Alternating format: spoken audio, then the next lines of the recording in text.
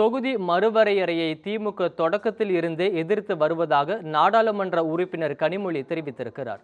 சென்னை அண்ணா அறிவாலயத்தில் பேட்டியளித்த அவர், தொகுதி மறுவரையறை குறித்து முதலமைச்சர் நாடாளுமன்ற உறுப்பினர்கள் ஆலோசனை என்பது எதற்கு என கேள்வி எழுப்பினார்.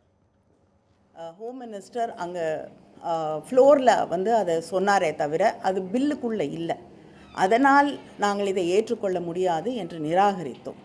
இப்போ அடுத்த முறை பில் வரப்போகுதுன்னு பரவலாக பேசப்படுகிறது.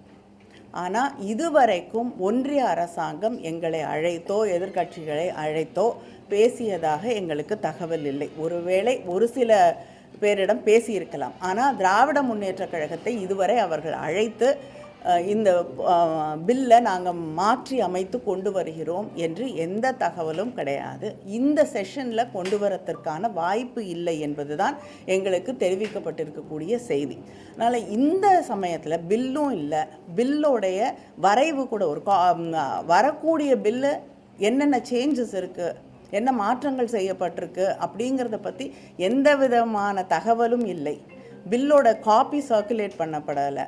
அப்படி இருக்கும் பொழுது பழைய பில்லுக்கும் இங்கே இப்போ புதுசாக வரும் என்று நாம் நினைக்கக்கூடிய பில்லுக்கும் என்ன பெரிய மாற்றம் இருக்க முடியும்? இதற்காக இந்த கூட்டம் கூட்டப்பட்டு யார் அந்த கூட்டத்திற்கு பின்னணியிலே இருக்கிறார்கள், யார் இவர்களை இந்த அரசாங்கத்தை இயக்கி கொண்டிருக்கிறார்கள், அதை தாண்டி ஒரு கூட்டம் நடத்தணும்னா ஒரு அரசாங்கம் கட்சி தலைமைக்குத்தான் கடிதம் எழுத வேண்டும்.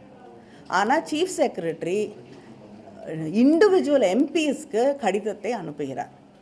அப்போ சீஃப் செக்ரட்டரி யாருக்கு பணியாற்றுகிறார்? அரசாங்கத்திற்கா, தமிழ்நாடு அரசாங்கத்திற்கா, இல்லைன்னா ஒரு இயக்கத்திற்கா? டிவிகேவுடைய ஹெட் குவார்ட்டர் செக்ரட்டரி போல் ஒவ்வொரு எம்பிக்கும் கடிதம் எழுதி எங்களை அழைப்பது என்பது அதுவே முறையில்லாத ஒன்று.